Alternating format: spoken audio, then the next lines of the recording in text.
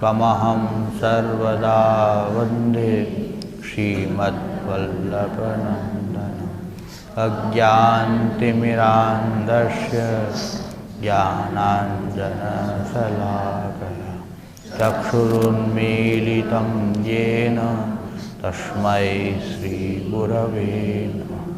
नमामि हृदये शेषे लीलाक्षीराब्धिसारिणं लक्ष्मीसहस्रलीलाभिः सेव्यमानं कलानिधिं चतुर्भिश्च स्तिभिस्तदा षड्भिर्विराजते योऽसौ पञ्चधा।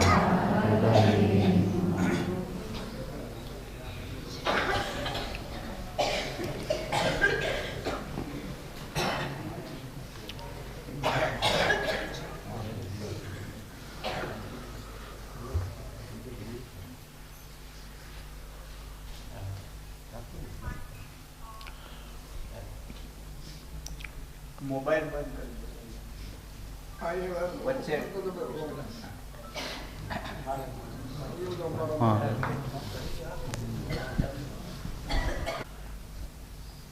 આપણો સંપ્રદાય પુષ્ટિમાર્ગીય વૈષ્ણવ સંપ્રદાય છે। આપણે બધા જ મહાપ્રભુ શ્રી વલ્લભાચાર્ય ચરણના આ પુષ્ટિમાર્ગના શિષ્યો છીએ, અનુયાયીઓ છીએ। કોઈ પણ ધર્મ હોય કે સંપ્રદાય હોય, એની અંદર કોઈ દીક્ષા લે અને માર્ગની અંદર એ સાધના કરે તો એની માટે સૌથી પહેલાં જાણવું શું આવશ્યક છે? સંપ્રદાયના સ્વરૂપને, એમના પ્રવર્તક આચાર્યને, દીક્ષાના અર્થ, સાધનાની પદ્ધતિ।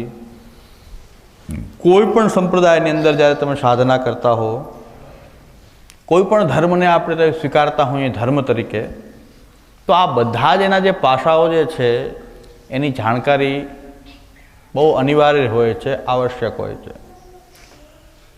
જો આપણે શ્રી મહાપ્રભુ વલ્લભાચાર્ય ચરણના ગ્રંથોનું જો અવગાહન કરતા હોઈએ તો આપણને ગ્રંથોમાંથી બધી જ માહિતી આપણને પ્રાપ્ત થઈ જાય, પણ આપણી ખામી એ રહી છે કે શ્રી મહાપ્રભુજીના ગ્રંથોનું જે આવર્તન થવું જોઈએ, જે અધ્યયન થવું જોઈએ, એ ઘણા વર્ષોનો ગાળો એવો છે કે એક શતાબ્દી કહીએ તો એક શતાબ્દી, 50, 60, 100 વર્ષનો ગાળો એવો છે કે શ્રી મહાપ્રભુજીના ગ્રંથોથી પુષ્ટિમાર્ગીય વૈષ્ણવો દૂર થતા ગયા। ગ્રંથોની જાણકારી એમની પાસે હતી નહીં, પરિણામે સંપ્રદાયના જે મહાપ્રભુજીએ બતાવેલા જે સિદ્ધાંતો હતા, જે સંપ્રદાયની અંદર સાધનાની પદ્ધતિ જે શ્રી આચાર્ય ચરણે નિર્ધારિત કરેલી હતી, એનાથી પણ આપણે બહુ દૂર ચાલ્યા ગયા છીએ। ક્યાંક મિશ્રણવાળો એક સંપ્રદાય અત્યારે અસ્તિત્વમાં છે કે મૂળ મહાપ્રભુજી જે પ્રવર્તિત કરેલો સંપ્રદાય એના શુદ્ધ સ્વરૂપમાં ભલે આપણને ગમે એટલો મનમાં એ ફાંકો હોય કે હું શુદ્ધ પુષ્ટિમાર્ગીય છું, મહાપ્રભુજીના સંપ્રદાયને જીવું છું, પણ જો મહાપ્રભુજીના સિદ્ધાંતો જો આપણે અવગાહન કરીએ તો આપણે સાચા પુષ્ટિમાર્ગને જીવીએ છીએ કે ન જીવીએ, એક મોટો પ્રશ્નાર્થ છે। પુષ્ટિમાર્ગ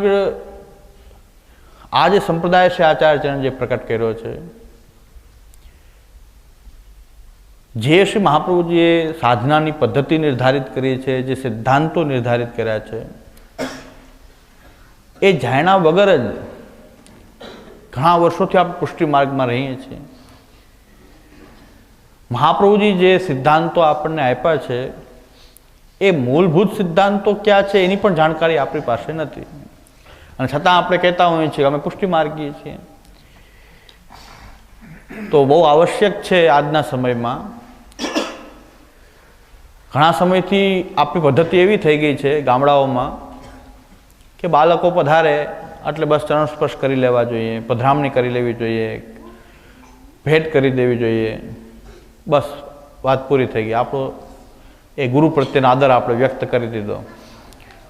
પણ જે વસ્તુ આવશ્યક છે, ગુરુ અને શિષ્ય એને જોડનારી જે વસ્તુ જે છે એ છે ઉપદેશ છે, પ્રવચન છે, કે જે બેયનું જોડાણ કરે છે. તો સૌથી વધુ ભાર આપણે આચાર્ય ચરણોના જે સિદ્ધાંતોના ઉપદેશ ઉપર ભાર દેવાવો જોઈએ. અને પધરામણી ન થાય તોય ચાલે, સેવાગામની ન લેવાય તોય ચાલે, એ બહુ મહત્ત્વની બહુ વસ્તુ નથી. હમણાં વાત થઈ કે ભાઈ 4 વાગ્યા સુધી શિબિર રાખીએ પછી સેવાનો કાર્યક્રમ ચાલુ રાખીએ. ભાઈ સેવાનો કાર્યક્રમ એટલો મહત્ત્વની વસ્તુ નથી. જેટલી વસ્તુ આવશ્યક છે કે આપણે આપણા 3 દિવસ મહાપ્રભુજીના ગ્રંથો અને સિદ્ધાંતને ખરા રૂપમાં જાણી, સાથે બેસીને શ્રી મહાપ્રભુજીના ચરણારવિંદમાં બેસીને આપણે બધા જ મહાપ્રભુજીના સિદ્ધાંતોનો વિચાર કરીને કે આપણે આપણા સિદ્ધાંતોને બરાબર સમજીએ, આપણે જાણશું, સમજશું, તો પછી આપણે આચરણ કરશું. જ્યાં સુધી આપણે જાણતા નથી, સમજતા નથી, તો આચરણ કેનું કરવાના છે? આપણે જેને ધર્મ માનીએ છીએ હકીકતમાં ધર્મ છે કે નહીં એ પણ ચકાસવું પડશે. જેને આપણે પ્રણાલિકા કહીએ છીએ, જેને આપણે રૂઢિ કહીએ છીએ, એને પણ ચકાસવી પડશે કે એ ધર્મ છે કે અધર્મ છે. ઘણા લોકોને લાગતું હશે કે આપણે ધર્મ કરી રહ્યા છીએ, પણ મહાપ્રભુજી એને અધર્મ માની રહ્યા છે. મહાપ્રભુજીના મતે અધર્મ છે. તો ધર્મ અને અધર્મની ભેદરેખા પણ બહુ સૂક્ષ્મ હોય છે, એ પણ આપણે બરાબર સમજવી પડશે. તો મહાપ્રભુજીના જે સિદ્ધાંતો જે છે એમાં પાયાના જે 4 સિદ્ધાંતો છે, શરણાગતિ, સમર્પણ, સેવા અને ભક્તિ, આ મહાપ્રભુજીના ગ્રંથોમાં રહેલું સાર છે કે પુષ્ટિ માર્ગના સિદ્ધાંતોમાં મૂળભૂત સિદ્ધાંતો ક્યાં? તો આપણા માર્ગના મૂળભૂત સિદ્ધાંતો જે પાયામાં રહેલી વસ્તુ છે, જે આપણે બધાએ સમજવી જોઈએ. પુષ્ટિ માર્ગના સિદ્ધાંતને બરાબર ન સમજવાને કારણે લોકો એવું માનતા થઈ ગયા કે પુષ્ટિ માર્ગની સેવા બહુ કઠિન છે, પુષ્ટિ માર્ગમાં સાધના બહુ કઠિન છે, અસમર્પિત વસ્તુનામ તસ્માત વર્જનમ આચરિત બહુ કઠિન છે, બહુ છૂઆછૂત મેંડ અપરસનો આ માર્ગ છે, આપણું કામ નહીં. ઘણા લોકો એમ કહે છે બહુ અપરસનો માર્ગ છે, ખાંડાની ધાર ઉપર ચાલવું. પુષ્ટિ માર્ગ એટલે અરે ભાઈ કાંડાની ધાર છે આ. મહાપ્રભુજીના ગ્રંથો અને સિદ્ધાંતો જોશો તો ખબર પડશે કે મહાપ્રભુજી તો ફૂલ બિછાવ્યા છે, ખાંડાની ધાર નથી રાખી. ભગવાન સુધી પહોંચાડવા માટે ફૂલની તમને કોઈ જાતનો શ્રમ ન પડે એવા ફૂલ બિછાવીને રાખ્યા છે કે તમે એના ઉપર ચાલી અને પુષ્ટિ પ્રભુને, એની લીલાને તમે એનો અનુભવ કરો. તો શ્રી મહાપ્રભુજીના સિદ્ધાંતો ન સમજવાથી અપરસ, મેંડ, આચાર એ બધાએ જોઈ ગયા છે. તો એમ લાગે છે કે મહાપ્રભુજીના સિદ્ધાંત તો બહુ ખાંડાની ધાર જેવા છે, કે એ તો તલવાર ઉપર ચાલવા જેવું છે. અરે ભાઈ, મહાપ્રભુજીના માર્ગના સિદ્ધાંતો એટલા સરળ છે કે કોઈ પણ પુષ્ટિ જીવ એ સિદ્ધાંતોનું આચરણ કરી શકે છે. પુષ્ટિમાર્ગી જીવન ગમે એવા કઠિન કલિકાલના એ ગમે એવા પ્રવાહની વચ્ચે પણ પુષ્ટિ જીવ જે છે જલકમલવત રહી અને પુષ્ટિ જીવન પોતાનું યાપન કરી શકે છે. સિદ્ધાંત એટલા સરળ છે, સિદ્ધાંતો એટલા પણ આપણું દુર્ભાગ્ય એ છે કે સિદ્ધાંતને ન સમજવાને કારણે એટલા અઘરા લાગે છે. બીજા લોકો એટલા ડરી જાય છે આ સંપ્રદાયથી કે લોકો આ સંપ્રદાયથી દૂર ભાગવા લાગે છે. ઘણા લોકોને નિરાશા થઈ ગઈ છે કે ભાઈ આપણી માટેનો માર્ગ નથી, આ તો બહુ ઊંચું જીવન જીવી શકતા હોય એના માટેનો માર્ગ છે, બહુ અપરસ આચાર વિચાર મેન એનો આ માર્ગ છે. હકીકતમાં મહાપ્રભુજીનો સિદ્ધાંત શું છે, જે 3 દિવસ પર્યંત આપણે વિચાર કરશું કે મહાપ્રભુજીનો સિદ્ધાંત સરળ છે કે કઠિન છે. આપણે મહાપ્રભુજીએ તો બહુ સરળ માર્ગ પ્રકટ કર્યો એવું લાગે છે કે એટલો દિવ્ય માર્ગ પ્રકટ કર્યો છે, એટલો સરળ માર્ગ પ્રકટ કર્યો છે, પણ આપણે જેમ કહે છે ને કે પેટમાં દુખતું ન હોય તો બધાને એમ થાય કે બધાને દુખાવો થાય છે ને આપણને કેમ થતો નથી, એટલે આપણે કોઈની પાસે ચોડાવીએ પેટને, ખૂબ ચોડાવો પેટ. એટલે બામ ને તેલ ને લઈને ગામડામાં ડોસી હોય એ મંડી પડે અને એવો 5 આંગળા એટલા ઊંડા આમ પેટમાં જવા દે કે દુખાવો ન થતો હોય તોય થાય. પેટની અંદર એવું કે પેચોટી ખસી ગઈ છે ને ધીરે ધીરે આવે છે ને એટલી ઊંડે સુધી એ દબાવે તો બે ચાર વખત દબાવે તો દુખાવો શરૂ થઈ જાય, ન હોય તો થાય ખરો. આપણે બધાએ આવું કર્યું છે કે ભાઈ સિદ્ધાંતો એટલા મહાપ્રભુજી સરળ આપ્યા, દરેક પુષ્ટિ જીવના અધિકાર અનુસાર અહીં સિદ્ધાંતનો બોધ શ્રી મહાપ્રભુજી કરેલો છે. તો આપણને એમ કે નહીં, આપણને આવું સરળ માર્ગ થોડો ચાલે, આપણે તો બહુ દુખાવો કેમ ન થાય, બધાને દુખાવો થતો હોય, મર્યાદા માર્ગમાં આટલી કઠિન સાધનાઓ હોય તો આપણે કેમ બધું સરળ થઈ જાય. અને એટલા માટે આપણે બધાએ જે કાંઈ દુખાવા ઉત્પન્ન કર્યા છે આપણે બધાએ, એને કહેવાય છે પેટ ચોડીને સૂળ ઊભું કરવું. દુખાવો છે નહીં હકીકતમાં ક્યાંય, બહુ સરળ છે સિદ્ધાંત, માર્ગની પ્રણાલિકા બહુ સરળ છે. મહાપ્રભુજી, શ્રી ગોપીનાથજી, શ્રી ગુસાઈજી, ત્યાર પછી 7 બાળકો, શ્રી હરિરાયજી, શ્રી પુરુષોત્તમજી, આ બધા જ આચાર્યોએ આપણને એક એવો વારસો આપ્યો છે જે આપણે પુષ્ટિ સંપ્રદાય કહીએ છીએ. આ બધા મહાનુભાવો, આવા દિવ્ય આચાર્યો, એમના તરફથી એક મળેલો આપણને એક વારસો છે, એ આ પુષ્ટિ સંપ્રદાય છે. પણ એ વારસાનું આપણે બરાબર જતન કરી શક્યા છીએ કે નહીં, એ વારસાને આપણે બરાબર સાચવી શક્યા છે કે નહીં, આ બધા પ્રશ્નો છે. આપણે એને વારસાને સાચવો કે ન સાચવો, જે આચાર્યોએ એમ કહેવાય કે લોહી રેડ્યું, પોતાનું જીવન રેડી દીધું. શ્રી મહાપ્રભુજીએ 11 વર્ષની અવસ્થાથી જ્યાં સુધી ભૂતલ ઉપર બિરાજ્યા ત્યાં સુધી 52 વર્ષ આ ભૂતલ ઉપર બિરાજ્યા. તો 11 વર્ષની અવસ્થાથી લઈને આપ જ્યાં સુધી ભૂતલ ઉપર બિરાજ્યા ત્યાં સુધી દૈવોદ્ધાર પ્રયત્નાત્મા, તો દૈવી જીવોના ઉદ્ધારનો પ્રયત્ન કર્યો છે આચાર્યચરણ. હંમેશા જેમાં આપનું સ્વરૂપ જ એ છે કે દૈવી જીવના ઉદ્ધાર માટે નિરંતર પ્રયત્નશીલ શ્રી આચાર્યચરણ છે. દૈવોદ્ધાર પ્રયત્નાત્મા. ભોજન કર વિશ્રામ છિનકલે નિજ મંડલી બોલાઈ. વિશ્રામ પણ બહુ નહીં, આપણે તો પ્રસાદ લઈ લઈને 2 કલાક સૂઈ જઈએ એવો નહીં. તો ભોજન કર વિશ્રામ છિનકલે નિજ મંડલી બોલાઈ. વેણુ ગીત પુનઃ યુગલ ગીત કી રસ બરખા બરખાય. પ્રકટ વે માર્ગ રીત દિખાય. જે માર્ગની રીત શ્રી આચાર્યચરણે આપણને બતાવી છે એને આપણે જાણવી છે, સમજવી છે, અને એ રીત પ્રમાણે આપણે પોતાનું જીવન યાપન કરવું જોઈએ. જે કાંઈ પણ ભળી ગયેલી વસ્તુ છે કે જે મહાપ્રભુજીની બતાવેલી પ્રણાલિકાથી સુસંગત નથી, એનો આપણે સત્વરે ત્યાગ કરવો જોઈએ. ભલે આપણે અજાણતાથી કરતા હોઈએ, પણ જ્યારે ખબર પડે તો તરત જ આપણે શ્રી મહાપ્રભુજીના સિદ્ધાંતથી વિરુદ્ધ જે કંઈ પણ હોય, પહેલાં તો સિદ્ધાંતને સમજી લઈએ, જાણી લઈએ, પછી તરત જ આપણી માટે એક કર્તવ્ય છે આપણું કે જે મહાપ્રભુજીના સિદ્ધાંતથી, પ્રણાલિકાથી, આપણા આચાર્યોએ જે આપણને વારસો આપ્યો છે, જે માર્ગની રીત આપણને દેખાડી છે, એનાથી જો કંઈ પણ વિરુદ્ધ હોય, અંશ માત્ર પણ જો કંઈ વિરુદ્ધ હોય, તો એનો આપણે સત્વરે ત્યાગ કરવો જોઈએ. તો જ આપણે પુષ્ટિ માર્ગી કહેવાશું. તો શિબિરમાં પ્રયત્ન એ છે કે પુષ્ટિ માર્ગને આપણે જે પેટ ચોડીને સૂળ ઊભું કરીએ એવો કઠિન બનાવ્યો છે, એની સાધનાને એવી કઠિન બનાવી દીધી છે કે લોકો એનાથી દૂર ભાગે છે. પરિસ્થિતિ એવી થઈ કે જે સેવા કરનારા જે છે, જે ઘરમાં ઠાકોરજીની સેવા કરે છે, એ પોતાને એટલા બધા ઉત્તમ માનવા માંડ્યા કે એના પરિવારના સભ્યને પણ એ હીન માને, એને એટલા બધા હીન માને. એને વૈષ્ણવ દ્રષ્ટિથી ન જોવે, એને ભગવદી દ્રષ્ટિથી ન જોવે, એ પોતાના પરિવારના સભ્ય છે એમ પણ ન જોવે, એને બહિર્મુખ માને, હીન માને. પરિણામે શું થવા માંડ્યું કે જે નવી પેઢી હતી એ લોકોને સંપ્રદાયની પદ્ધતિથી અભાવ ઉત્પન્ન થયો. આ સંપ્રદાયથી એને અભાવ થયો કે આમાં આપણને જો કંઈ કોઈ જગ્યાએ રાખવામાં જ ન આવતા હોય, દૂર રાખવામાં આવતા હોય, તો એવા સંપ્રદાયમાં આપણે રહેવું શું કામ જોઈએ કે જ્યાં આપણને હળધૂત કરવામાં આવે, આપણને દૂર રાખવામાં આવે. દૂર રહો, દૂર, તમને ખબર ન પડે, તમને ખબર ન પડે. જ્યાં ગામડામાં જાઉં ત્યાં બધા એ જ પ્રશ્ન કરતા હોય કે બસ આ જ અમારે કે આઘા જાઓ, આઘા જાઓ.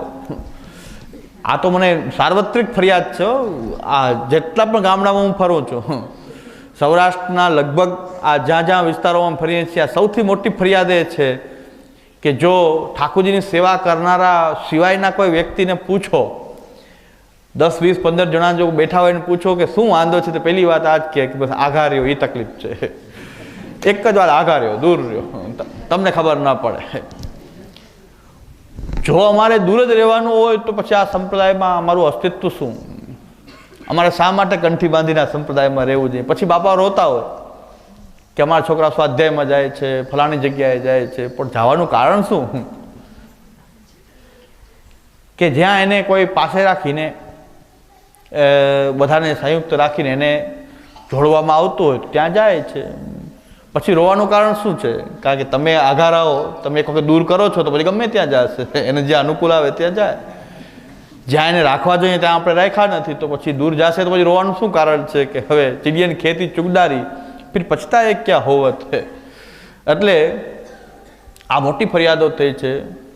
એટલે આપણે વિચારીએ કે મહાપ્રભુજીના સિદ્ધાંતો એવા નથી.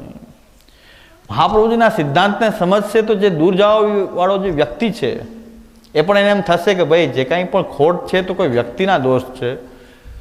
આ આઘારેઓ કહેતા હોય એનો કંઈક વાંક હશે, પણ સંપ્રદાયમાં કોઈ જાતનો, સંપ્રદાયના સિદ્ધાંતોમાં કોઈ જાતની એવી ખામી નથી.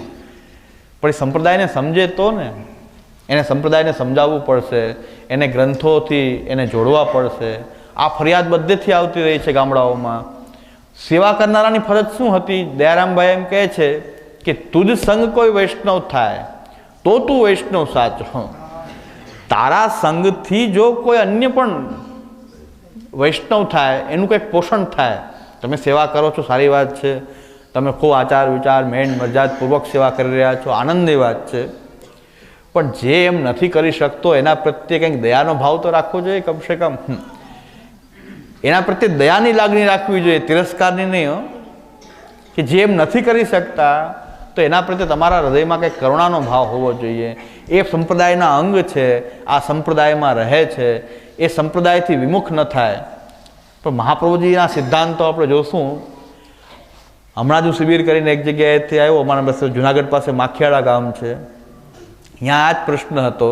મેં કીધું, એ લોકોએ કીધું કે જે બધા નવયુવાનો હતા એણે કીધું અમારે શિબિરનું આયોજન કરવું છે અને અમારે આ જ વસ્તુ છે કે ભાઈ શું એવું તત્વ છે સંપ્રદાયમાં કે અમે ન ચાલીએ? અમુક લોકો સંપ્રદાયના સિદ્ધાંતનું આચરણ કરી શકે ને અમે શું કામ ન કરી શકીએ, એ શું એ મારે જાણવું છે ખાસ. એટલે શિબિરનું આયોજન કર્યું હતું. 3 દિવસનું. તમે પણ પુષ્ટિ માર્ગનું આચરણ કરી શકો. અને અમે પણ કંઈ આકાશમાંથી ઉતરેલા કોઈ દેવદૂત નથી. આકાશમાંથી કોઈ ટપકેલા તો અમે પણ નથી. અમે મનુષ્ય છીએ, પણ વલ્લભ કુલમાં જન્મ છે. તમે કોઈ વૈષ્ણવ કુલમાં જન્મ છો. હકીકતમાં કાંઈ બહુ ફેર નથી. આ પુરુષોત્તમની ભ્રમણા જો અમને હોય તો એ અમારી ભૂલ છે. સૌથી મોટી અમારી ખામી છે કે અમે કંઈક ભગવાન તરીકેની કંઈક ભ્રમણા અમારામાં હોય તો. અમે પણ એક વૈષ્ણવ છીએ, અમે પણ એક પુષ્ટિ માર્ગીય છીએ, પણ એક વિશેષ એક છાપ એ છે કે શ્રી મહાપ્રભુજીના વંશમાં જન્મ છે. તમે પણ વૈષ્ણવના વંશમાં જન્મેલા છો. એક વૈષ્ણવ મને કહેતા હતા કે અલૌકિક સબ અગ્નિકુલ, અલૌકિક અષ્ટ છાપ હૈ. મને કે આપ તો અલૌકિક અગ્નિકુલ કહેવાઓ. મેં કીધું આગળ તો બોલો. તો આમાં દ્વારકેશજીએ ખાલી વલ્લભકુલને અલૌકિક નથી કીધું, અલૌકિક જે અગ્નિકુલ, અલૌકિક અષ્ટ છાપ હૈ અને અલૌકિક જે ભક્તજન જે શરણ લીને આપ હૈ. જે પણ કોઈ શ્રી મહાપ્રભુજીની શરણે આવ્યા છે, ખાલી શરણમાં પણ શ્રી મહાપ્રભુજીના શરણાગતિની જો દીક્ષા પણ જેને લીધી છે એ પણ અલૌકિક છે. વલ્લભ કુલ માત્ર અલૌકિક છે એવું નથી, વૈષ્ણવ કુલ પણ અલૌકિક છે. અલૌકિક જે ભક્તજન જે શરણ લીને આપ હૈ. તો અલૌકિકનો અર્થ કંઈક લૌકિક કરતાં, સામાન્ય લૌકિક પ્રવાહ કરતાં કંઈક વિશેષતા છે. એક વૈષ્ણવની પણ વિશેષતા છે, એક વલ્લભકુલ હોય તો એની પણ વિશેષતા છે. શું કામ વિશેષતા છે? કે પ્રવાહથી, લૌકિક જે પ્રવાહ છે એના કરતાં કંઈક અલૌકિક છે. પ્રવાહથી એ અલગ છે, એક પુષ્ટિ છે. તો વૈષ્ણવે પણ એવી લઘુતા ગ્રંથિ રાખવાની આવશ્યકતા નથી કે વલ્લભકુલ અલૌકિક, આપણે તો બધા લૌકિક. તમે પણ જો અલૌકિક છો, વલ્લભકુલ અલૌકિક છે, તમે અલૌકિક છો. અલૌકિક જે ભક્તજન જે શરણ લઈને આપ હે. તો મહાપ્રભુજીના શરણે રહેનારા પણ અલૌકિક છે. આપણે એવા અલૌકિક પુષ્ટિ માર્ગમાં છીએ, એનું આપણે ગૌરવ ધરાવીએ. અને આપણે બધા શ્રી મહાપ્રભુજીએ જે આપણને ઉપદેશ આપ્યા છે એ ઉપદેશોને આપણે સાથે બેસીને આ 3 કલાક 2 કલાક જે કંઈ પણ આપણને પ્રાપ્ત થાય 3 દિવસ, તો પહેલો પ્રયાસ એ છે કે આના પછી બધી વસ્તુ ગૌણ છે. બીજી જે કંઈ પણ આપણી રીતભાતો છે એ બધી ગૌણ છે. થોડાક ઉદાહરણ તમને આપું કે મહાપ્રભુજીએ બતાવેલો પુષ્ટિ માર્ગ અત્યારે છે કે નહીં, એ વસ્તુ કહો. એ ક્યાંથી ખબર પડશે કે મહાપ્રભુજી જે ઉપદેશ કરે છે એ પ્રમાણેની કોઈ પ્રણાલિકા ચાલતી હોય, એ પ્રકારે આપણી રીતભાત હોય તો શ્રી મહાપ્રભુજી બતાવેલા પુષ્ટિ માર્ગ અનુસારની છે. એનાથી કંઈક વિરુદ્ધ પ્રકાર ચાલતું હોય એને પુષ્ટિ માર્ગ કહેવાતો હોય તો એ ધર્માભાસ રૂપ એક અધર્મ હશે, પણ એ ધર્મ નહીં હોય. આ ભેદરેખા આપણે પારખવી પડશે. અને એ ક્યારે પારખી શકશું?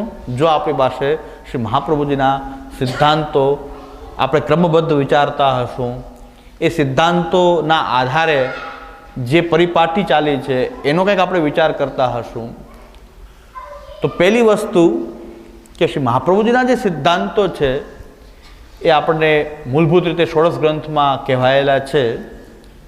મહાપ્રભુજીના બધા જ ગ્રંથોની અંદર શ્રી મહાપ્રભુજી જે સિદ્ધાંતો આપ્યા છે એનું એક સંકલિત એક રૂપ આપણને ષોડશ ગ્રંથમાં પ્રાપ્ત થાય છે. વિશેષ કોઈ બહુ અભ્યાસ ન કરે પણ 16 ગ્રંથને એ જો સંકલિત ત્યાં રહેલા કર્તવ્યના જે ઉપદેશો છે એમાં આપણને મૂળ 4 સિદ્ધાંતો છે: શરણાગતિ, સમર્પણ, સેવા અને ભક્તિ. આખી જિંદગી ઠાકોરજીની સેવા કરતા હોય ને આઘારો પાછારો કરતા હોય એને પૂછો કે મહાપ્રભુજીના સિદ્ધાંતો કેટલા ને શું? આ 4 વસ્તુ જ છે, એ 4 વસ્તુ બોલી શકતા નથી: શરણાગતિ, સમર્પણ, સેવા અને ભક્તિ. ગ્રંથની વાત તો જવા દો. સારા સારા બાપાઓ જે સત્સંગ કરાવતા ફરતા હોય, મોટું મંડળ રાખીને બેઠા હોય, એને પૂછો કે સિદ્ધાંત છે શું, તો એ એમ કે ભાઈ અલૌકિક છે ને ગૂઢ છે, તમારો અધિકાર નથી એમાં. બાપાઓનો જવાબ આવી ગયો છે, એ બધું અલૌકિક છે, ગૂઢ છે, તમે એના અધિકારી નથી. કારણ કે ખબર જ ન હોય તો કે શું. પણ આવું એક આવડી ગયું વાકછલ. તો ઘણા લોકો સત્સંગ કરતા હોય, મેં કીધું એને પૂછો તો ખરા કે સિદ્ધાંત કેટલા, શું સિદ્ધાંત મહાપ્રભુજીનો, મૂળભૂત સિદ્ધાંત શું, કંઈક તો કયો. તો એમ કે બધું ગૂઢ છે, મહાપ્રભુજીનો માર્ગ તો બહુ ગૂઢ છે, એ આપણાથી જીવથી સમજાય એવો નથી ને તમારો અધિકાર નથી, બહુ ગહન છે, ગૂઢ છે, આમ કહીને એ વાત ટાળી દે.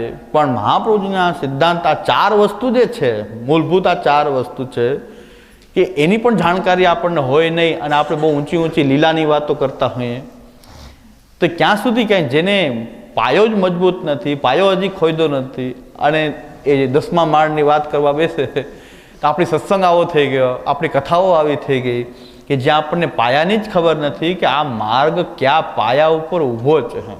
એટલે આપણે એકડો ઘૂંટવા માંગીએ છીએ. પહેલી વાર હું આ શિબિરના માધ્યમથી લગભગ તો અહીં પહેલી વાર જ આવ્યો છું. તો એકડો આપણે ઘૂંટવો હોય કોરી પાર્ટીની અંદર, કોઈને મનમાં એમ ન થાય કે અમને સમજાતું નથી, અમને કાંઈ ખબર પડે નહીં, બસ મોટા વિદ્વાન કોઈ બાપા હોય એને જ ખબર પડે, આપણને કાંઈ ખબર ન પડે, એ ભ્રમણા આપણે ભૂસી નાખવી છે. એકડો પણ કરવો છે કે ભાઈ એકડો પણ વ્યવસ્થિત કરીએ. અરે ભાઈ ઊંચે સુધી પહોંચી ગયેલા છે ને બહુ ઊંચી ઊંચી વાતો કરે છે ને આ પાયાની 4 વસ્તુની ખબર નથી. એટલે કોઈમાં ભ્રમણા રાખવાની આવશ્યકતા નથી, બીજાને ખબર પડે આપણને ના પડે. બીજું, શિબિરની અંદર પ્રશ્ન તમારે ગમે ત્યારે પણ પૂછી શકાય છે. પ્રશ્ન તમે લેખિત પણ પૂછી શકો, મૌખિક પણ પૂછી શકો. પણ પ્રશ્ન જે કાંઈ પણ ન સમજાય પૂછી જોઈએ. જે કાંઈ વિષય ચાલે એમાં કાંઈ પણ ન સમજાય તો આપણને પાછું પણ એ વિષયને રિપીટ કરી શકાય, એ ફરી પણ લઈ શકાય, પણ સમજવું આપણે બહુ જરૂરી છે.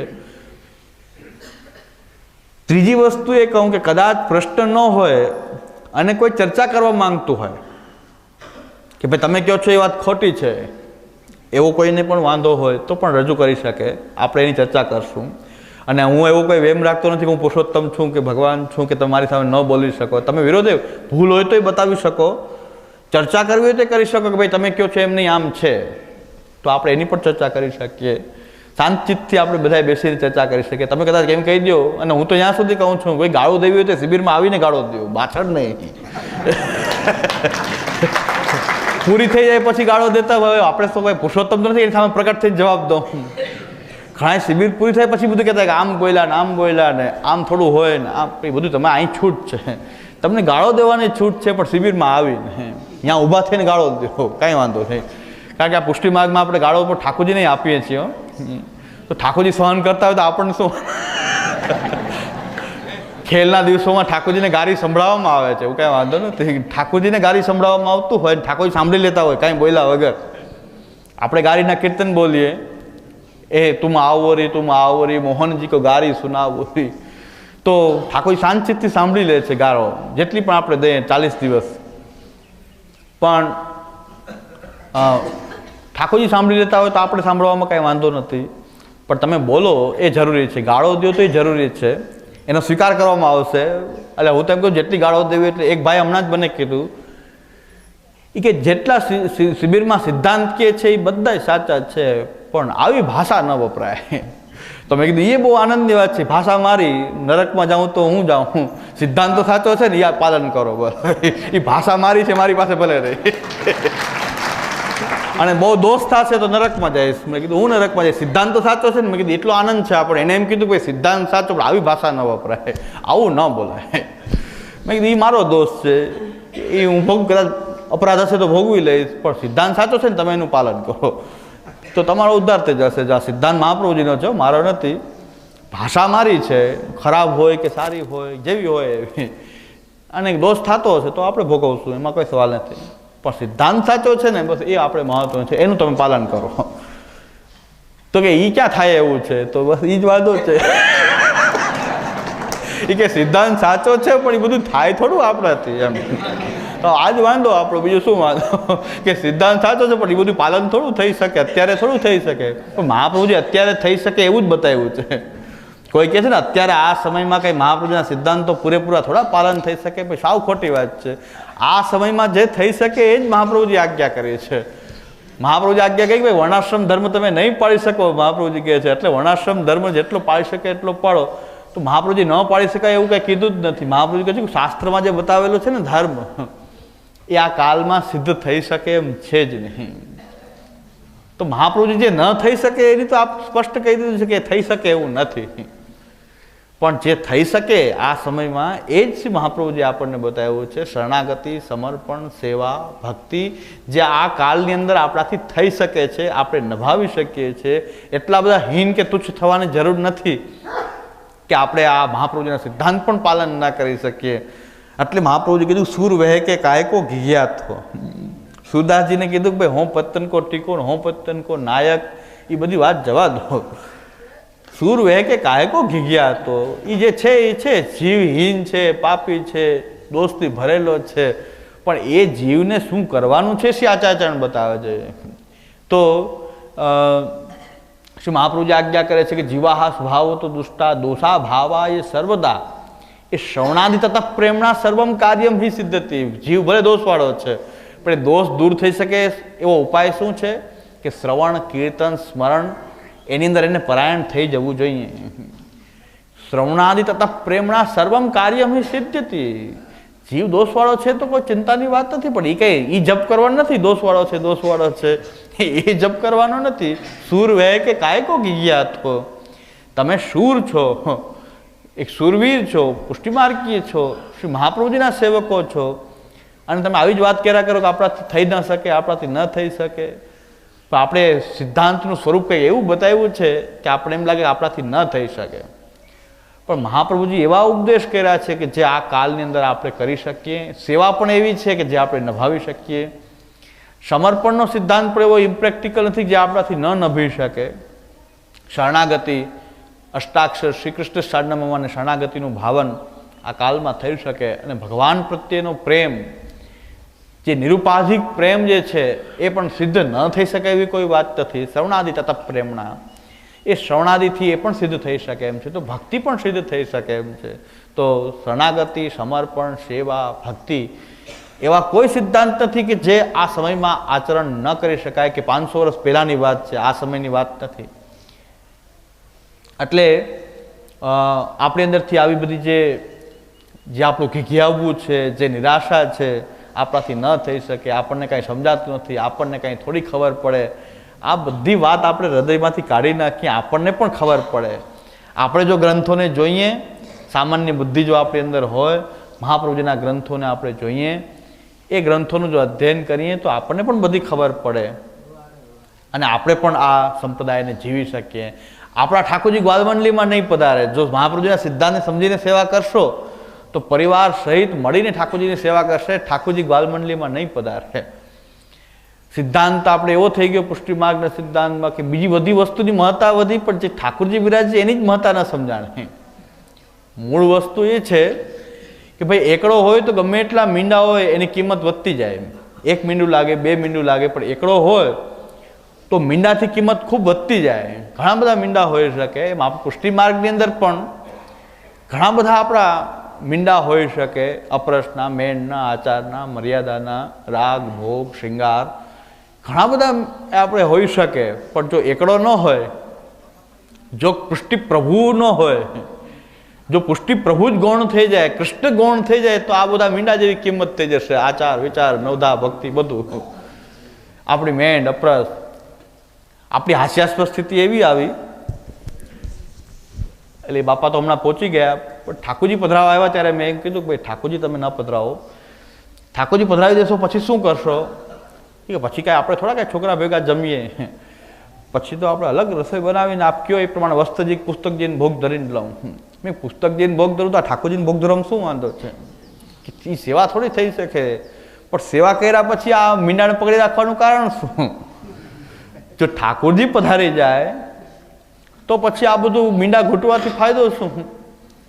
ઠાકોરજી બિરાજે, જો પુસ્તકજીને ધરી શકાય, તમે રસોઈ બનાવીને પુસ્તકજીને તો ધરી શકતા હો, તો એ રસોઈ બનાવીને તમે ઠાકોરજીને પણ ભોગ ધરી શકો અને ઠાકોરજીને તમે ન છોડો.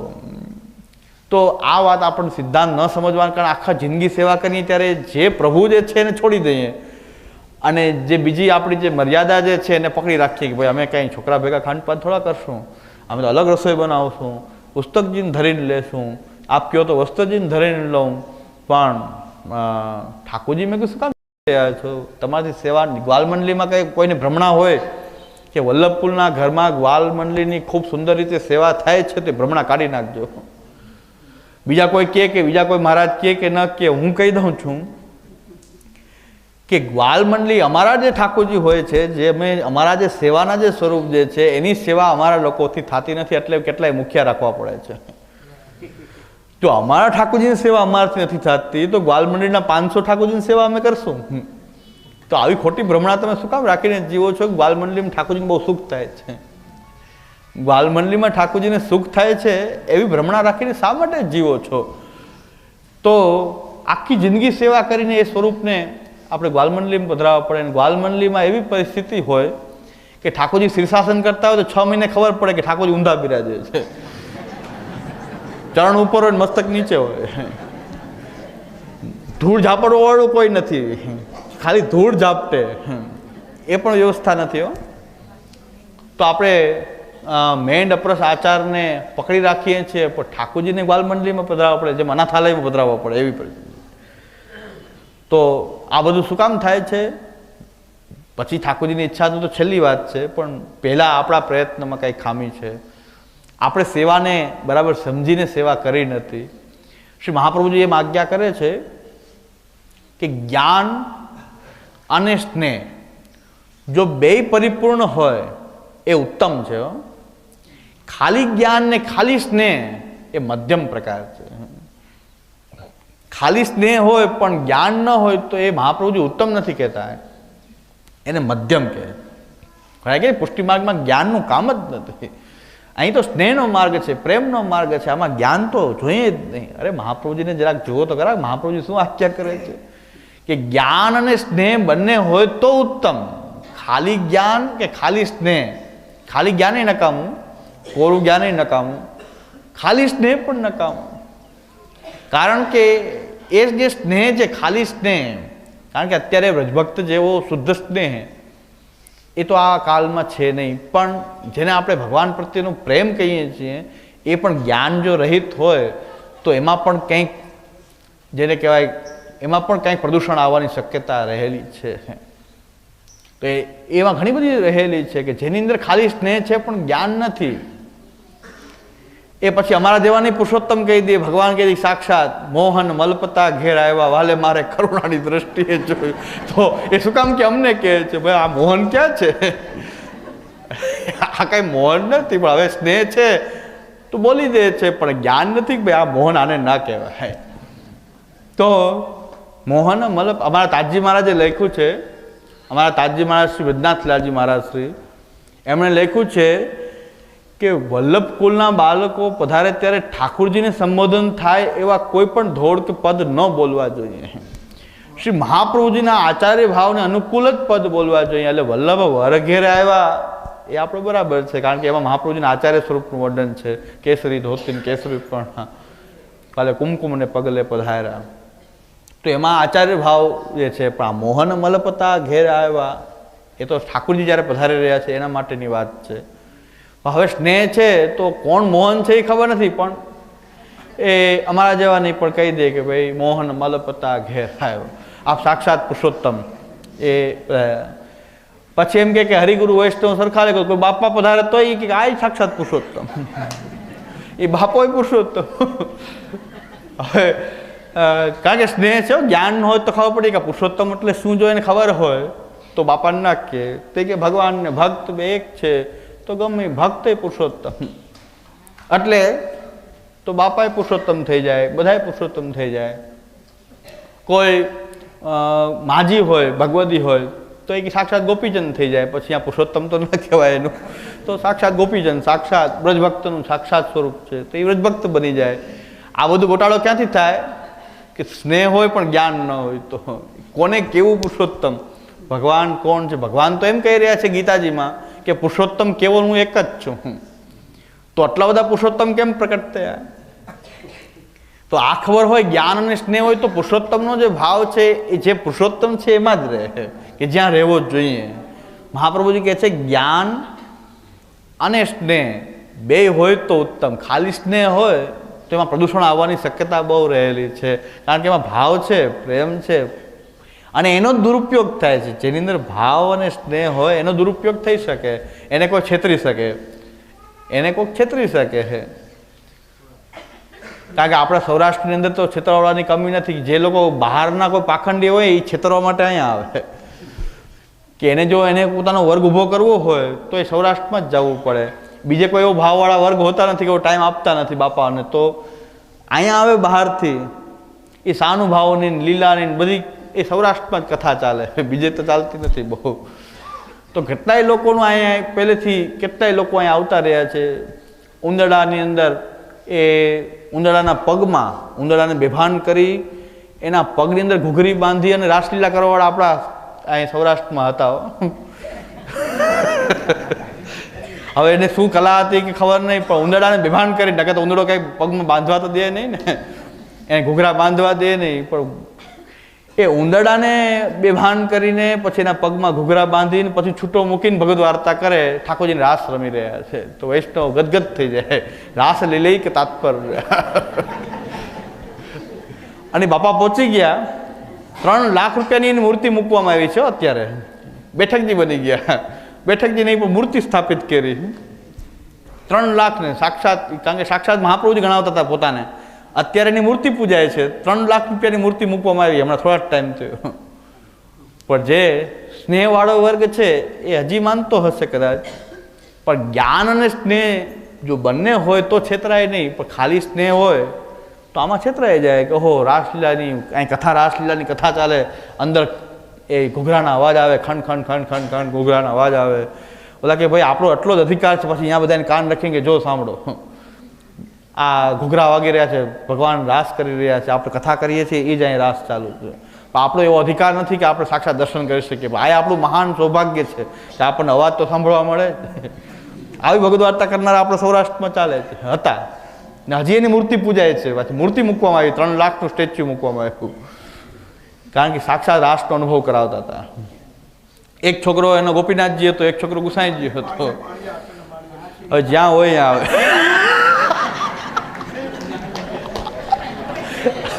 એટલે બધાને ખ્યાલ છે એમાં કઈ નક્કી. દર્શન કરી આવ્યા. એટલે મારું કહેવાનું તાત્પર્ય છે કે ભાઈ એક વાત નથી, આ તો કેટલાય આવા છે, એક નથી. આ તો ખાલી એક સેમ્પલ બતાવ્યું તમને કે તમે કદાચ જાણતા હશો કે આપણા સૌરાષ્ટ્રમાં આવા લોકો પણ લોકોના ભાવનો એ દુરુપયોગ કરતા હતા, એને એ ભાવથી છેતરતા હતા ભાવને કારણે. ભાવ ન હોય તો અહીંયા કોઈ સાંભળવા, કોઈ રાસલીલા સાંભળવા કોણ જાય, પણ ભાવના જેની અંદર છે એ છેતરાતા હતા અને આવા પ્રકારથી પોતે પૂજાતા હતા. એક છોકરો એનો મોટો હતો એ શ્રી ગોપીનાથજી, નાનો છોકરો શ્રી ગુસાઈજી, પોતે સાક્ષાત શ્રી મહાપ્રભુજી. એટલે આ પ્રકાર ચાલતો હતો. પણ હવે જેને ખ્યાલ છે, જે મહાપ્રભુજીના સિદ્ધાંતને સમજ્યા છે, એ ક્યારે આ વાતમાં માને નહીં. કદાચ એમ કે રાસલીલા પણ અમારે નથી જોઈ રાસલીલા, તો એમ ચોખ્ખું મોઢામાં કહી દે કે ભાઈ શ્રીમદ વલ્લભ નામ ધૈર્ય સદૃશો ન ભાવી ન ભૂતો શ્રી. અત્યારે મહાપ્રભુજી કેમ આમ થઈ ગયા?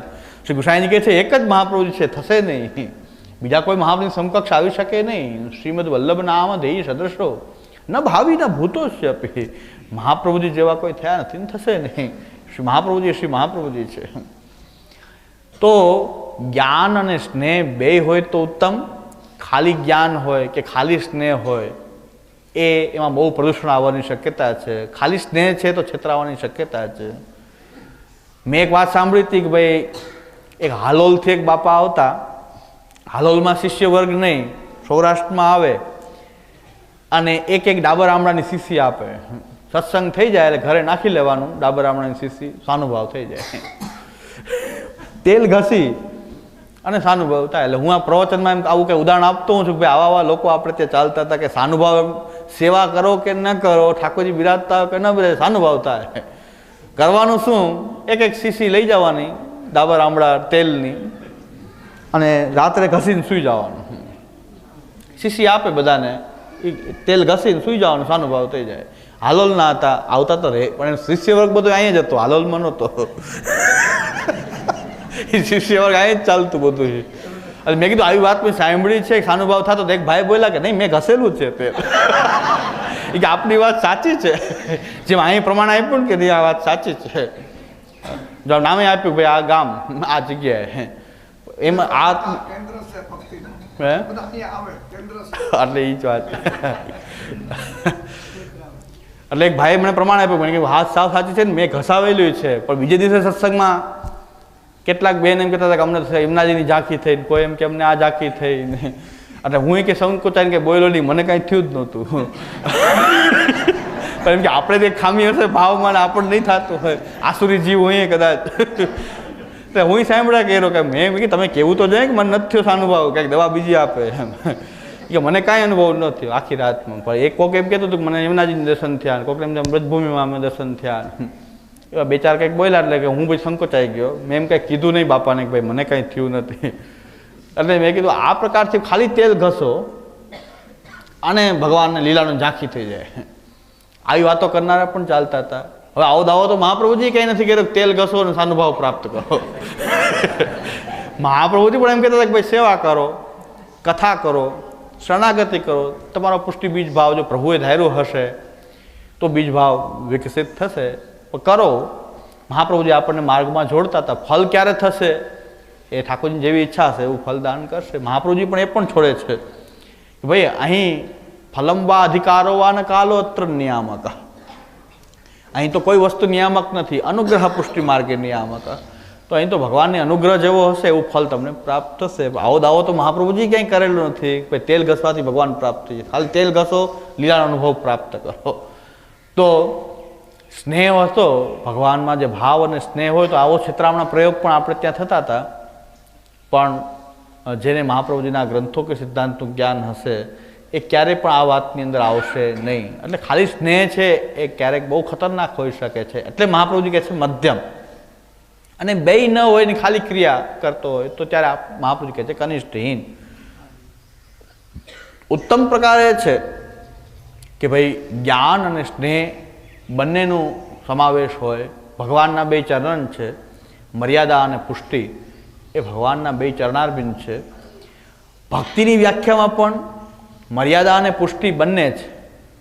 આપણી ભક્તિની વ્યાખ્યા મહાપ્રભુજી એમ કહેતા કે સ્નેહ, ફક્ત સ્નેહ. પણ મહાપ્રભુજી ભક્તિની વ્યાખ્યા અહીં કહે છે મહાત્મ્ય જ્ઞાન પૂર્વસ્તુ શુદ્રઢ સર્વતો અધિક સ્નેહ ભક્તિ.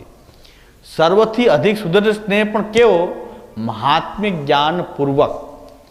તો પહેલું જે અંગ છે ભક્તિમાં એ મહાત્મ્ય જ્ઞાન છે, મર્યાદા છે. મર્યાદા વિના પુષ્ટિ નથી. મહાત્મિક જ્ઞાન પૂર્વસ્તુ સુદૃઢ સર્વતો અધિક સ્નેહ ભક્તિ.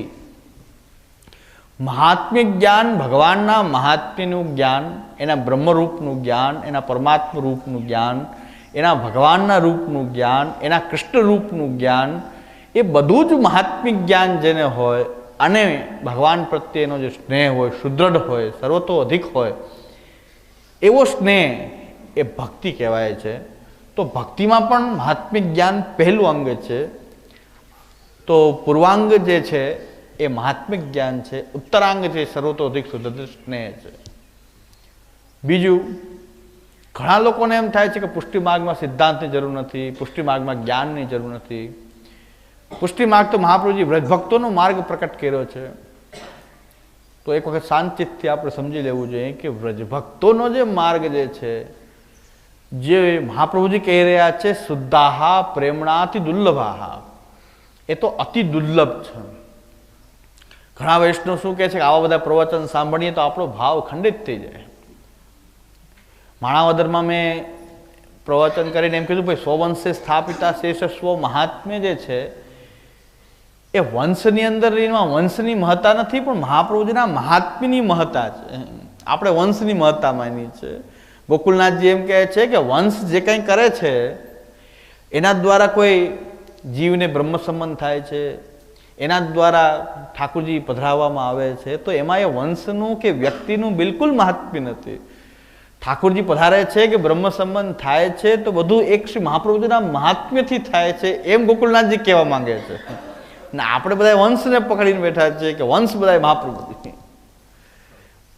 મહાપ્રભુજી એ મહાપ્રભુજી છે, એ વંશ દ્વારા એને માધ્યમ બનાવીને કંઈક કાર્ય કરે છે. કોણ? શ્રી મહાપ્રભુજી કરે. તો ગોકુલનાથજી તો આમ કહેવા માંગે છે, એની ટીકા આમ કહે છે કે ગોકુલનાથજી આ નામને આ રીતે સમજાવે છે કે ભાઈ વંશમાં ભાર નથી દેવાનો, એના મહાત્મ્ય ઉપર ભાર દેવાનો છે. કે મહાપ્રભુજીનું એવું અશેષ મહાત્મ્ય છે કે વંશ દ્વારા પણ આ બ્રહ્મ સંબંધ કરાવી શકે છે, વંશ દ્વારા એ ઠાકોરજી પધરાવીને પુષ્ટ કરી શકે છે, દીક્ષા આપી શકે છે. એ મહાત્મ્ય શ્રી મહાપ્રભુજીનું છે, વંશનું નથી. તો આપણે બધા વંશને પકડ્યું આ સમજ્યા વગર. જેમ કે દૈવોદ્ધાર પ્રયત્નાત્મા, હવે આપણને સંસ્કૃત ના આવડતું તો દીવો ધૈર્યો પ્રયત્ન હાથમાં. તો બાપા કે બાપાને સંસ્કૃત આવડતું ન હોય, હવે દૈવોદ્ધાર પ્રયત્નાત્મા શું છે તો એ બાપાને કંઈ સમજાય નહીં કે દૈવ શું, ઉદ્ધાર શું, પ્રયત્ન શું, એ કંઈ મગજમાં આવે નહીં કોઈ પ્રકારથી. તેને કહ્યું કે ભાઈ દીવો ધૈર્યો પ્રયત્ન હાથમાં. મહાપ્રભુજી પધારતા હતા, ગાઢ જંગલ હતું, અંધકાર છવાઈ ગયો હતો, એક પ્રેત આગળ આગળ ચાલતો હતો. તો મહાપ્રભુજી દીવો લઈને એના હાથમાં મૂકી દીધો, તો આગળ આગળ ચાલ. એવું મહાત્મ્ય શ્રી મહાપ્રભુજીનું છે. દૈવોદ્ધાર પ્રયત્ન, દીવો ધૈર્યો પ્રયત્ન હાથમાં. ઓહ, પાછી કથાએ બની ગઈ આખી કે મહાપ્રભુજી પધારતા હતા ને પ્રેત આગળ આવતો તો પ્રેત મહાપ્રભુજી નમી પડ્યો, મહાપ્રભુજી દીવો લઈને એના હાથમાં મૂકી દીધું, તો આગળ આગળ ચાલ, આ સેવા તું કર. તો હવે જેને જ્ઞાન ન હોય એની સત્સંગ કરાવે, સત્સંગ પાછા આવા લોકો કરાવે કે જેને પોતાને જ ખબર ન હોય, અને એ પાછું ચાલે. પછી દીવો ધૈર્યો પ્રયત્ન હાથમાં ચાલે કે બાપા બહુ અમારા બહુ સત્સંગ કરાવે છે, પણ સત્સંગ શું કરાવે છે એને જ ખબર નથી. તો આવો સત્સંગ આપણો ચાલતો આવ્યો છે, ચાલતો રહે છે. એટલે આપણે મૂળ સિદ્ધાંતને સમજવા જોઈએ. બીજી એક વાત મને યાદ આવે કે જુનાગઢવાળા દાદાજી શ્રી પુરુષોત્તમલાલજી એવું સાંભળેલું છે કે ગામની અંદર સેવા લેવા કે જે પહેલાંથી આ પ્રકાર તો બધા ચાલ્યા જ આવે છે, આ પધારતા ત્યારે આગલા દિવસે એક ગાડી હતી એમની, એમાં પ્રસાદ બધો બંધાય ને આગલા દિવસે પ્રસાદની વાટ થતી. પધારે એની પહેલાં એ ગામની અંદર એ આગલે દિવસે મુકામ ત્યાં આવે તો બધા વૈષ્ણવને પ્રસાદની વાટ કરવામાં આવે. એટલે હું આજે મેં કીધું થોડોક પ્રસાદ લઈને જ આવ્યો છું કે ભાઈ બધાને વાટ. એક ગાડી એવી હતી કે આગળ જાય અને બધાને ત્યાં ઘરે ઘરે પ્રસાદનો વાટ એ ગામમાં, એવી એક પ્રથા પહેલાં હતી. પણ આજે જે પ્રસાદ આપણે જે જરૂરી છે એ મહાપ્રભુજીના ગ્રંથનો, સિદ્ધાંતનો, એ પ્રસાદ આપણને ઘરે ઘરે સુધી પહોંચે, શ્રી મહાપ્રભુજીના સિદ્ધાંતનો, ઉપદેશનો.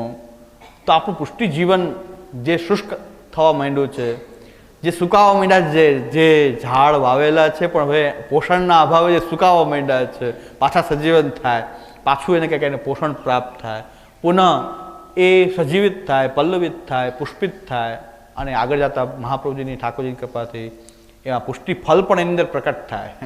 આપણો આ પ્રયત્ન છે. એટલે આપણે એવો પ્રસાદ વાટીએ કે જે આપણે રોપેલું છે પુષ્ટિ બીજ થોડું ઘણું ખીલું પણ છે પણ મુરઝાઈ ગયું છે પોષણના અભાવે, એને ફરીથી કંઈક પ્રસાદ એવો પ્રાપ્ત થાય કે ફરીથી એને કંઈક પોષણ પ્રાપ્ત થાય. પોષણ પ્રાપ્ત થશે તો પાછું એ નવા એમાં પાન પણ આવશે, નવા પાન આવશે. જૂના ખરી જાય તો કંઈ વાંધો નહીં, થોડા ખરી જાય તો કોઈ ચિંતાનો વિષય નથી. કે જે પીળા પડી ગયેલા ખરવા જોઈએ એ ખરી જાય, નવા પાન આવે, એ પાછી એ વેલ હરીભરી થઈ જાય, એમાં પાછા નવા પુષ્પ આવે અને આગળ ભગવાનની કૃપાથી એમાં કંઈક પુષ્ટિ ફળ પણ એને પ્રાપ્ત થાય. એવો પ્રસાદ આપણે વાટીએ તો 3 દિવસ પર્યંત આપણે આવા પ્રસાદને વેચશું અને ઉપરાંત પણ કંઈક એવો પ્રસાદ આપણે આપશું કે ઘરે ઘરે એવું કંઈક પ્રસાદ પહોંચે કે જેથી કરીને આપણું પુષ્ટિ જીવન પાછું એ નવપલ્લવિત બને. તો તમે પ્રશ્ન પૂછી શકો છો, જેટલા પ્રશ્ન પૂછવામાં આવશે એનાથી આપણને આનંદ થશે, આપણો વિષય વધારે સ્પષ્ટ થશે. ચર્ચા કરવી હોય તો પણ છૂટ છે, કંઈક મારી ભૂલ હોય તો બતાવવાની પણ છૂટ છે, એમાં કોઈ વાત. આપણે બધા જ મહાપ્રભુજીના ચરણારવિંદમાં એ સમાન રૂપે બેસીને ચર્ચા કરીએ છીએ કે કંઈક ભૂલ હોઈ શકે. ઘણી જગ્યાએ લોકો બતાવે છે કે તમે કહો છો એમ નથી, વાર્તામાં આમ લખ્યું છે, તો વાર્તામાં આમ લખેલું છે, ફલાણી વાર્તામાં આમ છે, ફલાણા બાળકના વતનામૃતમાં આવું છે, હોઈ શકે. તો બતાવો તો આપણે એની પર ચર્ચા કરશું. સીધું તમે બતાવો એટલે પ્રમાણ નથી, એની ચર્ચા કરવામાં આવશે તો ચર્ચા થઈ શકે. આ એવું મંચ છે આપણો કે જેની અંદર તમે પણ પૂછી શકો, તમે કંઈક બતાવી શકો, ભૂલ દોરી શકો અને છેલ્લે હું એમ કહું છું કે બહુ ખીચ ચડતી હોય તો ગાળો આપી શકો, એમાંય કાંઈ વાંધો નથી. પણ અહીં આ મંચ ઉપર બધું થવું જોઈએ. એની બધી લોકો પૂરી થઈ જાય શિબિર પછી રાડારાડ કરતા બોલીને જ્ઞાન આવું થોડું ચાલે. અને આપણી ભૂલો હોય આપણે સ્વીકારવી જોઈએ, એને સુધારવી જોઈએ અને પછી આપણે આગળ, કારણ કે માર્ગ ઉપર ચાલવું છે. પહેલું તો દુર્લભો માનુષો દેહો, આ મનુષ્ય દેહ જ પહેલાં તો અત્યંત આપણને દુર્લભ પ્રાપ્ત થયો છે. તો મનુષ્ય દેહ એવો પ્રાપ્ત થયો છે, પહેલાં મનુષ્યતા, એક મનુષ્યપણું, માનવતા એ આપણી અંદર પ્રકટવી જોઈએ. એક માનવતા. ઘણા પુષ્ટિમાર્ગી સેવા કરે છે, અષ્ટપ્રહરની સેવા, અસમર્પિત વસ્તુ ત્યાગ, પણ માનવતા ન જોવા મળે. માનવતા ન જોવા મળે તો આ સેવા કઈ પ્રકારની સેવા હશે કે જ્યાં પ્રારંભિક એક મનુષ્યના લક્ષણ હોવા જોઈએ. પશુ કરતાં મનુષ્યને શાસ્ત્ર કેમ જુદો ગણાવે છે એવા મનુષ્યના લક્ષણ હોય, એ લક્ષણ પણ જો પ્રકટ ન થતા હોય તો આ સેવા કઈ પ્રકારની સેવા છે. ઘણા લોકો આ સેવા જોઈને આપણે ઉપર આક્ષેપ કરે છે કે અમે સેવા ન કરીએ સારા. જે લોકો એમ કહે છે કે સેવા કરનારા માનવ ધર્મથી એટલા બધા હીન હોય એના કરતાં અમે ન કરીએ સારા છીએ, એવું શું કામ કહે છે? કારણ કે એવું આચરણ જોવે છે તો આપણો એકડો બરાબર ઘૂંટાતો નથી, એ મોટી તકલીફ છે. તમને બધાને યાદ હશે, દુઃખદ ઘટના છે, કોઈ સારી ઘટના નથી પણ બહુ દુઃખદ ઘટના, પણ આપણી સમાજમાં બનેલી ઘટના જ છે. તો એમ મરજાદીનું ખૂન કરેલું છે, બોલો. તો દુઃખદ ઘટના છે. તો માનવતા વિહીન સેવા, મારનારે મરજાદી, મરનારે મરજાદી, આ હદ સુધી જો આપણે જતા હોઈએ કે તો પહેલાં આપણે વિચાર કરવો પડશે કે સેવા માર્ગમાં આપણે આટલા બધા આગળ વધ્યા છીએ. અને મને પૂરો પરિચય છે અને એ જે પહોંચી ગયેલા એ ભાઈ એ મને ખૂબ રમાડેલો છે. અમને અમારા ઘરમાં રહેતા પણ ખરા, પૂજ્ય તાજી મહારાજના સેવક હતા. જે કાંઈ પણ હોય પ્રશ્ન, લૌકિક પ્રશ્ન જે કાંઈ પણ હોય, વાંધો જે કાંઈ પણ હોય, પણ મહાપ્રભુજી જે પાયાનો સિદ્ધાંત જે બતાવી રહ્યા છે, ત્રિદુઃખ સહનમ ધૈર્યમ આમૃતે સર્વત સદા. સાચી ઘટના હોય, ખોટીમાં શું થયું હોય, એ લોકો વચ્ચે શું વિવાદ હોય, જે હોય એ તો એ લોકોનો વિવાદ છે, પણ હતા બે પુષ્ટિ માર્ગને પૂરેપૂરા સમજેલા એમ આપણે કહી શકીએ ને કે ભાઈ બે ઠાકોરજીની સમર્પિત સેવા કરે છે. બે એવા હતા, પહોંચનાર અને મારનાર. તો ત્યારે ઘણી બધી ચર્ચા થઈ હતી કે ભાઈ આવું કેમ, કે ભાઈ પહેલાં તો આ શીખવું પડશે આપણે કે માનવતાના જે ધર્મો જે છે એ જો આપણી અંદર પ્રકટ ન થતા હોય તો વૈષ્ણવતા, શ્રી ગોવિંદરાયજી મહારાજ શ્રીની આ વાત જે છે એમ કહેતા કે માનવતા, પછી આપણી અંદર વૈષ્ણવતા, પછી પુષ્ટિ માર્ગીયતા પ્રકટ થશે.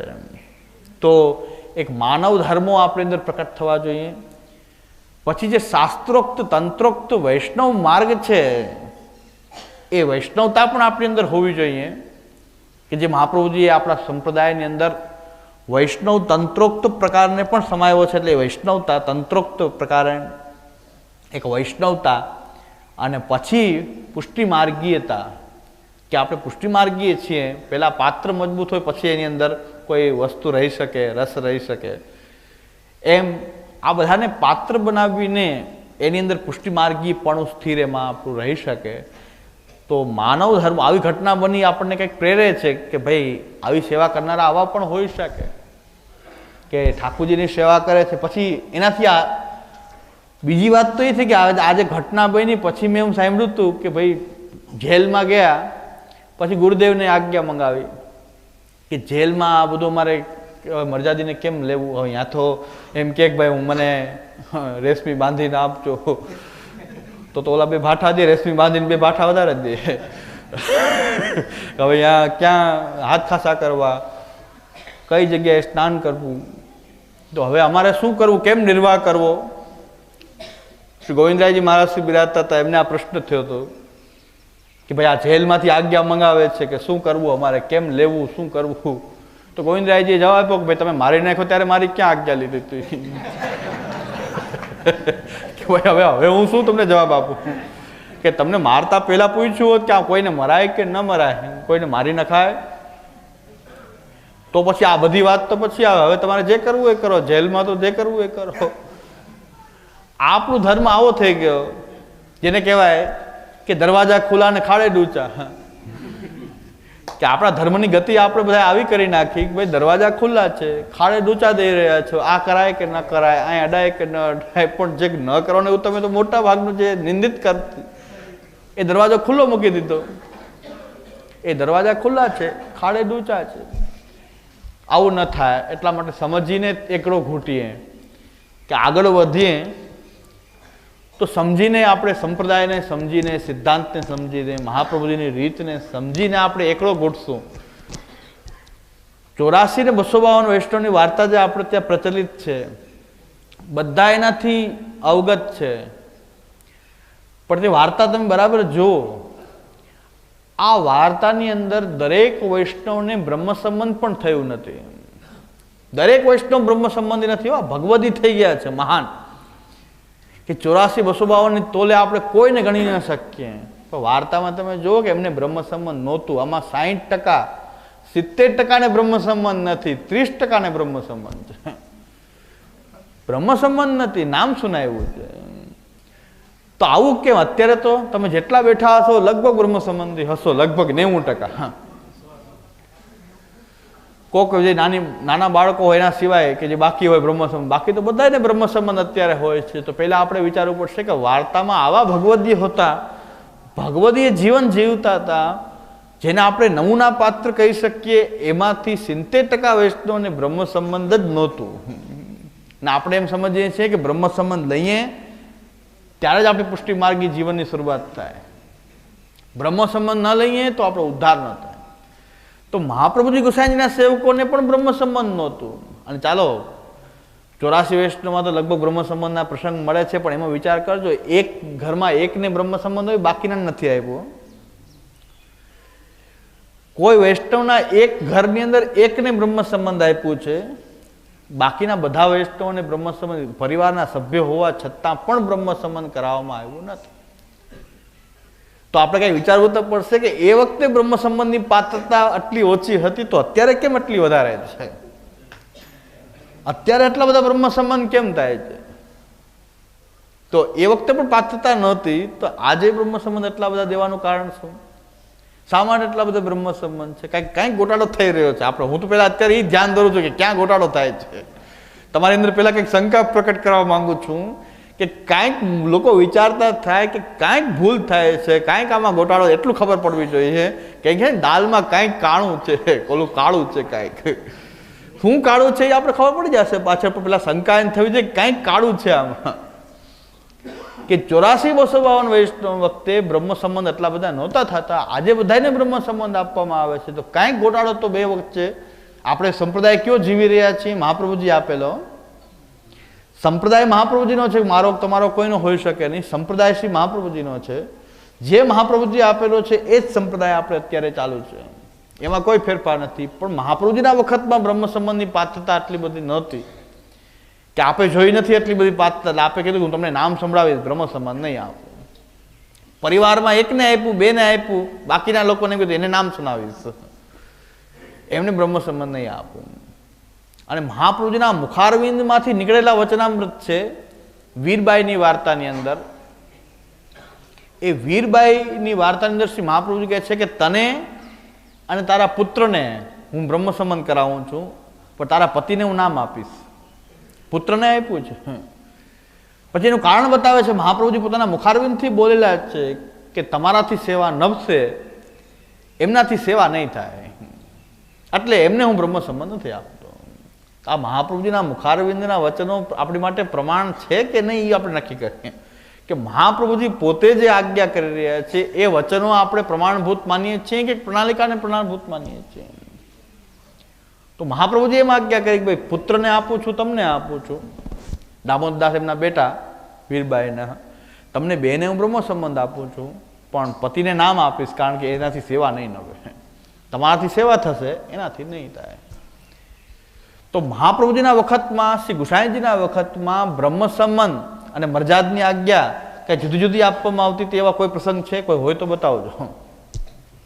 કે બ્રહ્મ સંબંધ પહેલા આપી દે, પછી કેટલાક ટાઈમ પછી ઠાકોરજી પધરાવે, ને પછી મરજાદની પાક પહેલા મિશ્રીની આજ્ઞા આપે, પછી દૂધઘરની આજ્ઞા આપે, પછી ઝારીજી ભરવાની આજ્ઞા મળે, પછી અંશખડીની આજ્ઞા મળે, ક્યારેક ક્યારેક સખડી ધરવાની આજ્ઞા મળે, પછી ભોગ ધરવાની આજ્ઞા મળે, પછી પાકી મરજાદ મળે.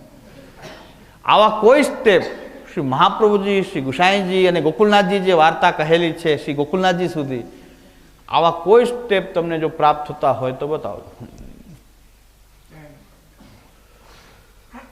એટલે પાછું કહું છું, કાંઈક દાળમાં કાળું તો છે કે ત્યારે નહોતું તો અત્યારે કેમ છે? અત્યારે આવા સ્ટેપ કેમ પ્રકટ થઈ ગયા કે પહેલા ઠાકોરજી પધરાવો તો મિશ્રી ધરો, પાછી તમે ઝારીજી ભરો, દૂધઘર ધરો, અનસકડી ધરો, પછી સકડી ધરો તો એ ભોગ ધર્યા, એ ભોગ ધરવાની આજ્ઞા છે, મરજાદની આજ્ઞા નથી, પછી મરજાદ. આવી કોઈ વાર્તાની અંદર ક્યાંય પણ બ્રહ્મ સંબંધ પછી એટલા બધા સ્ટેપમાંથી પસાર થઈને પછી સમર્પિત સેવાની આજ્ઞા થતી હોય એવો ઉલ્લેખ તો વાર્તાઓની અંદર, વાર્તાઓ ગ્રંથની વાત